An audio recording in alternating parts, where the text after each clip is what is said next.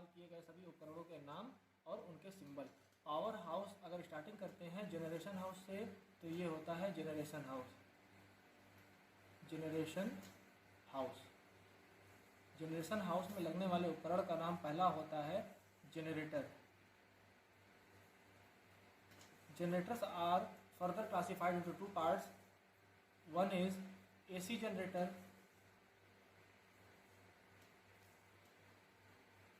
and another is DC generator.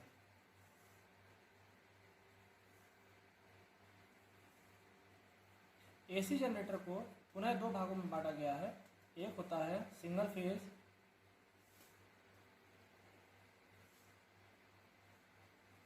AC generator और दूसरा होता है थ्री फेज AC जनरेटर।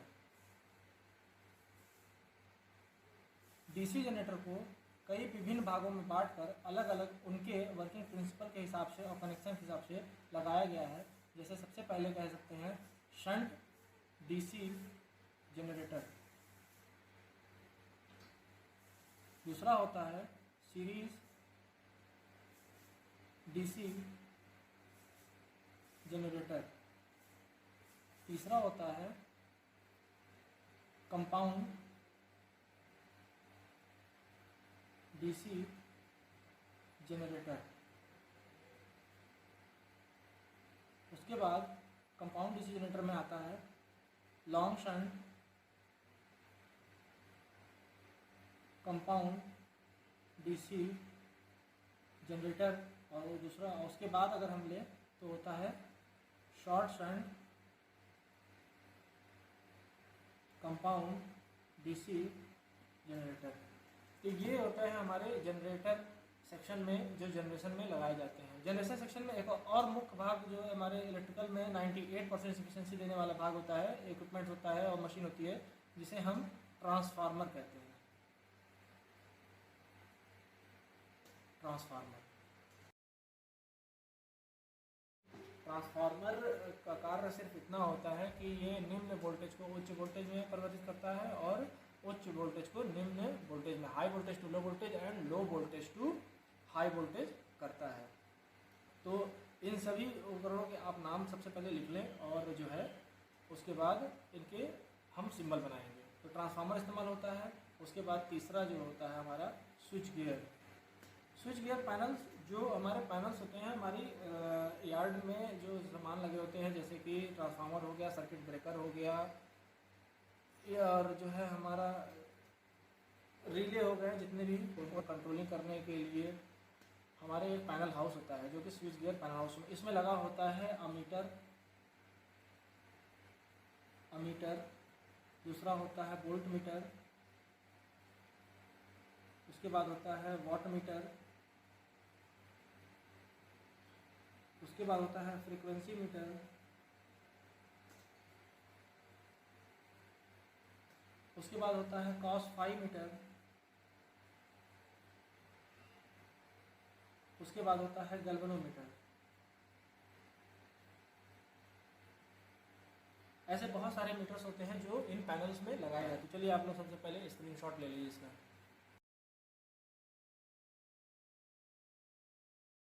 चलिए एसी जनरेटर को हम बहुत ही सिंपली एक बिल्कुल गोले के में हम बना लेंगे। ये सिंबल हो गया,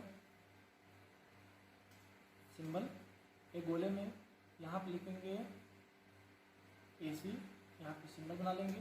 ये एसी जनरेटर हो गया। डीसी की बात करें हम तो बिल्कुल जो है ऐसे गोला बनाकर एक डीसी और सीधी लाइन खींचकर एक फुट बना देंगे, ये हो गया डीसी जनरेटर। एसी जनरेटर और DC generator. Single phase AC generator होगा अगर, तो अगर सिंगल फेज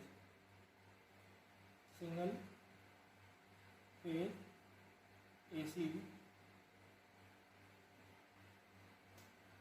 जनरेटर का सिंबल जो होता है बिल्कुल सेम ऐसे ही एसी लिख देंगे, यहाँ पे एसी का सिंबल ऐसे बिल्कुल बनाकर यहाँ से दो तार निकाल देंगे, बस दो तार निकाल देंगे।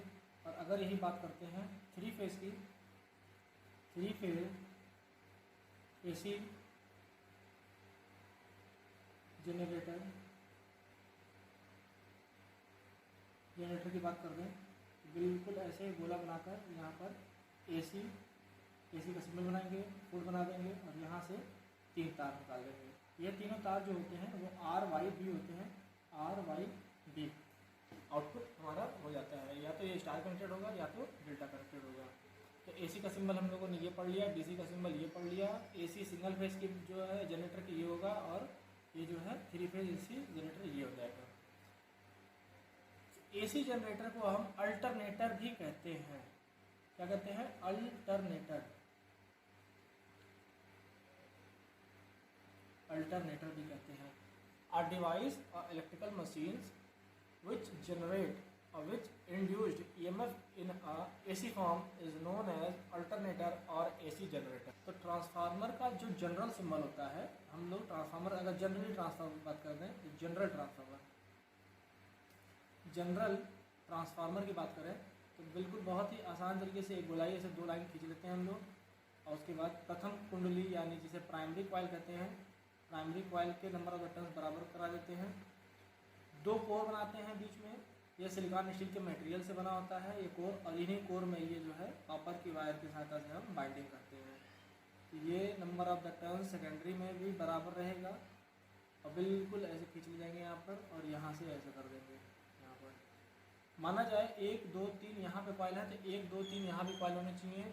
दोनों के नंबर ऑफ द टर्न्स बराबर होने चाहिए, इसलिए इसको जनरल ट्रांसफार्मर कहते हैं। अब पोलैरिटी के हिसाब से इसको जो है 2 सिंबल्स यहाँ बना देंगे तो इसके हिसाब से ये पोलैरिटी हो गया। ये कह सकते हैं कि ये सिंगल फेज का ट्रांसफार्मर होता है।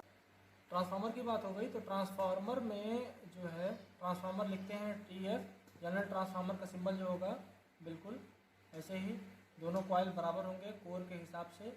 इधर भी हमारा जो है कोर बना देंगे, तीनों टर्न्स बराबर कर देंगे, इसको यहाँ पर ऐसे बिल्कुल कर देंगे।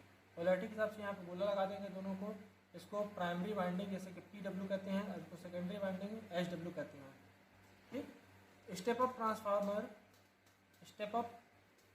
ट्रांसफार्मर का सिंबल होगा एक ऐसा ट्रांसफार्मर जिसकी सेकेंडरी वाइंडिंग प्राइमरी वाइंडिंग के नंबर ऑफ द टर्न ज़्यादा हों और प्राइमरी साइड में वोल्टेज जो लगाया जाए, जो इनपुट वोल्टेज हो वो लो वोल्टेज हो और सेकेंडरी वो में हाई वोल्टेज हो। तो यहाँ पर N1 जो है N2, यहाँ पर N1 यहाँ पे बना दिया गया। ऐसा देखा जाए स्टेप अप ट्रांसफार्मर हो गया यहाँ पर। यहाँ पे N2 is greater than N1। Step down transformer, step down transformer एक ऐसे ट्रांसफार्मर जिसकी प्राइमरी कुंडली यानी प्राइमरी वाइंडिंग के नंबर ऑफ द टर्न्स ज़्यादा हों दूसरी यानी सेकेंडरी वाइंडिंग्स के तुलना में। या ये भी कहा जा सकता है कि एक ऐसा ट्रांसफार्मर जिसकी प्राइमरी वाइंडिंग यानी इनपुट सप्लाई ज़्यादा हो और आउटपुट सप्लाई कम हो। यहाँ पे इस तरीके से लिख सकते हैं N1 is greater than N2, और ये भी लिख सकते हैं V1 is greater than V2, ये भी कह सकते हैं। और जस्ट सिमिलर इसके लिए अगर स्टेप अप ट्रांसफार्मर की बात करें तो यहाँ पे होगा V2 is greater than V1। ठीक है, यहाँ सारी चीज़ें हो गई। एक और ट्रांसफार्मर आता है ऑटो ट्रांसफार्मर। ऑटो ट्रांसफार्मर को बनाने का तरीका बिल्कुल आसान है, बिल्कुल उसमें एक ही बाइंडिंग होती है और सेकेंडरी बाइंडिंग जो होती है वो टेप्ड होती है।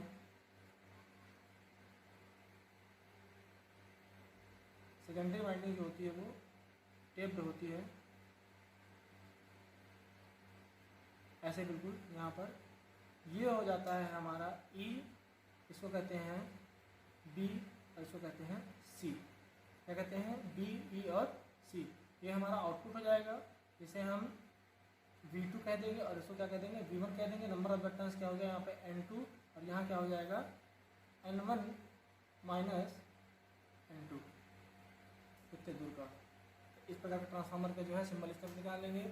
जनरली अगर कोई कहता है कि एक सिंपल ट्रांसफार्मर का डायग्राम बनाएं और सिंबल बनाएं तो बहुत ही आसान होता है। अगर पावर हाउस में हम देखें तो उनको बनाने का तरीका बिल्कुल एक ऐसा होता है सिंबल। एक आप गोला बनाएंगे और दूसरा गोला ऐसे बना देंगे। दोनों गोले की बराबर साइज होगी तो यानी दोनों बाइंडिंग के टर्न्स बराबर है। अगर स्टेप अप स्टेप डाउन है तो प्राइमरी बाइंडिंग के अगर नंबर ऑफ द टर्न्स कम है तो छोटा गोला बनाएंगे, और सेकेंडरी बाइंडिंग के नंबर ऑफ टर्न्स ज़्यादा है तो ये गोला बना देंगे। ये हो जाता है इसका सिंबल। और स्टेप अप डाउन की बात करें तो प्राइमरी बाइंडिंग के टर्न्स ज़्यादा हैं तो इसलिए गोला बड़ा होगा, और जो सेकेंडरी बाइंडिंग है उसका गोला छोटा है तो इसलिए छोटा बना देंगे। अपने हिसाब से इस गोले को नाप ले लीजिएगा, इसको सिंबल हो जाएगा। उसके बाद ऑटो ट्रांसफार्मर की बात करें तो ऑटो ट्रांसफार्मर बहुत ही आसान होता है। बिल्कुल एक ऐसे सीधा लाइन खींच के हल्का सा जो है गोला बनाकर, पूरा ऐसे गोला बनाकर ऐसे ले आएंगे। बिल्कुल ये हो गया ऑटो ट्रांसफार्मर। ऑटो ट्रांसफार्मर की बात करते हैं हम लोग, और यहाँ पे क्या होगा, step down transformer, step up transformer, और ये हो गया जनरल ट्रांसफार्मर। तो ये जो है आप सिंबल बनाएंगे। सिंबल जो है, सिंबल ये भी है और एक सिंबल ये भी है। अब बात आती है कि सिंबल एग्ज़ाम में कौन सा हम बनाएं। बनाने के तौर पे हम जो भी याद आ जाए ये भी बना सकते हैं और ये भी बना सकते हैं, लेकिन ये मल्टी लाइन डायग्राम का सिंबल है और ये सिंगल लाइन डायग्राम का है। कौन सा है ये मल्टी लाइन का है, मल्टी लाइन, और ये सिंगल लाइन। सिंगल लाइन मतलब अगर सिंगल लाइन में डायग्राम बनाएंगे तो इस तरीके से बनाएंगे, और मल्टी लाइन डायग्राम बनाएंगे तो इस तरीके से बनाएंगे। डिस्कशन में चल रहा था कि जनरेटर की बात करते हैं। एसी जनरेटर, एसी जनरेटर का सिंबल होगा बिल्कुल एक गोला बनाएंगे, उसमें लिखेंगे एसी, एक ऐसे गोला बनाकर ऐसे फुट बना देंगे और 2 तार लगा देंगे। तो ये हो गया सिंगल फेज एसी जनरेटर। ठीक इसी में अगर 3 फेज एसी जनरेटर बनाना होगा तो यहाँ पे लिखेंगे एसी, एसी का सिंबल बनाएंगे, 3 डॉट निकाल देंगे। यहाँ पर 3 डॉट निकालने के बाद जो होगा यहाँ पर 3 phase AC generator, 3 phase AC generator हो जाएगा। अब बात आती है कि हम लोग जो है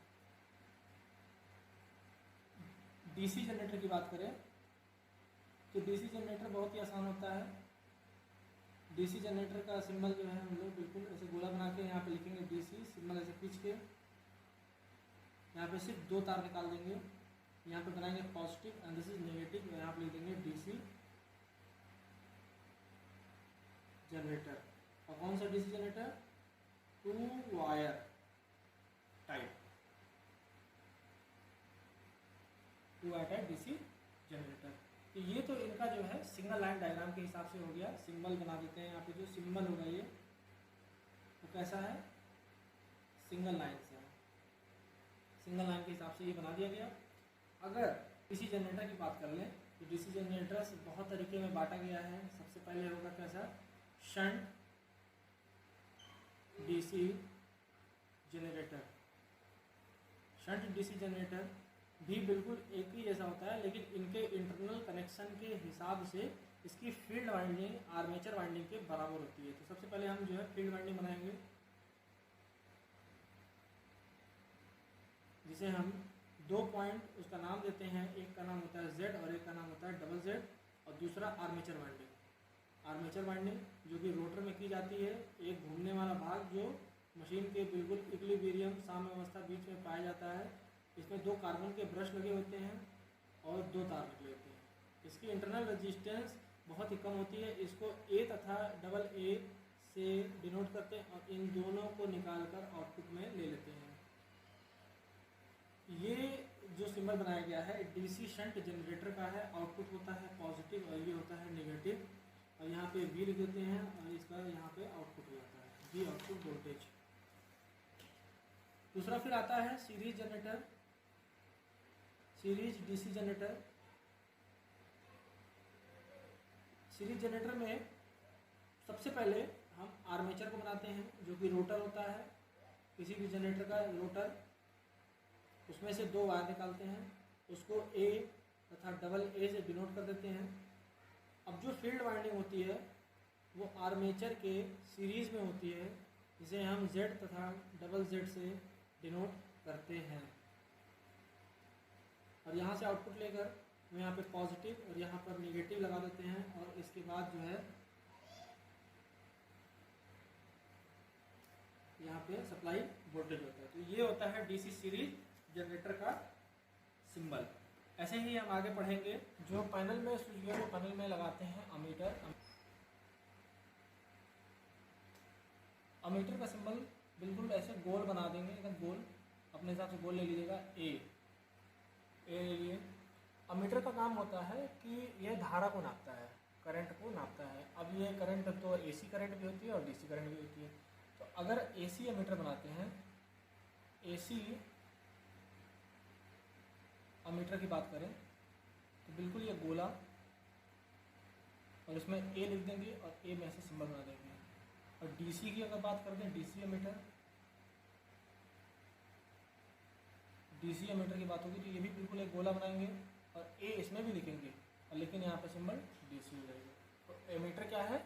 अमीटर एक ऐसी युक्ति है, अमीटर लिख देते हैं हम, it is used to measure the value of current in electrical circuit। ये क्या काम करता है? It is use to measure the value of current in electrical circuit. उसके बाद दूसरी जो है हमारा मेजरिंग इंस्ट्रूमेंट आता है, वो आता है वोल्ट मीटर। वोल्ट मीटर बहुत ही आसान होता है इसका बनाने का तरीका। बिल्कुल एक गोला बनाइए आप, और ये जो है हम वी बना देते हैं इसे बीच में। काम क्या होता है? It is use to measure the value of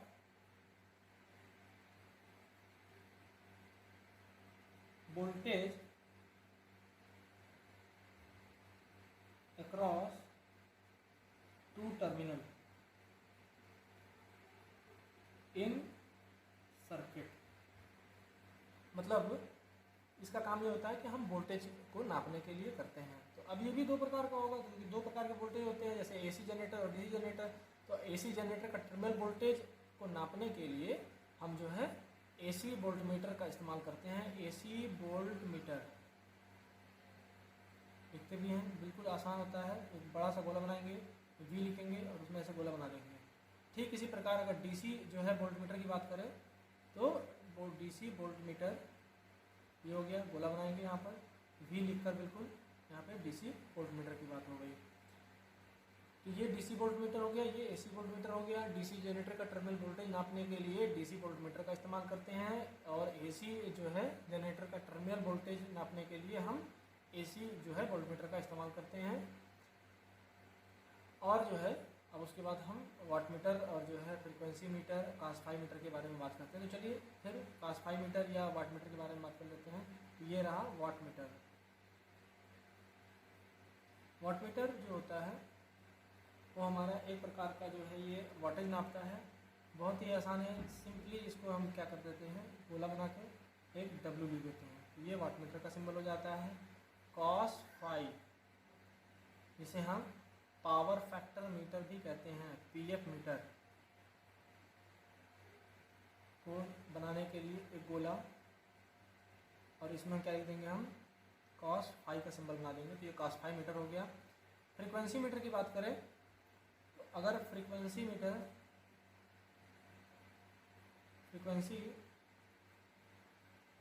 metre की बात करें तो एक सिंपली ऐसे गोला बनाएंगे और इसमें एफ बना देंगे। तो ये हमारा जो हो गया फ्रीक्वेंसी मीटर हो गया। एक मीटर और होता है हमारे पास, जिसे हम गैल्वेनोमीटर कहते हैं। गैल्वेनोमीटर की बात करें अगर तो गैल्वेनोमीटर, इसे हम G बनाकर एक गोले में अंदर डाल देते हैं। ये हो गया गैल्वेनोमीटर। तो ये सारे सिंबल्स जो होते हैं वो हमारे मीटर्स के होते हैं। ऐसे बहुत सारे जो हैं आप आसानी से बना सकते हैं कि ये मीटर कहाँ किस तरीके से इस्तेमाल करेंगे और किस किस जो है इक्विपमेंट्स में इस्तेमाल होंगे। तो चलिए इसी के लिए आज जो है क्लास हमारा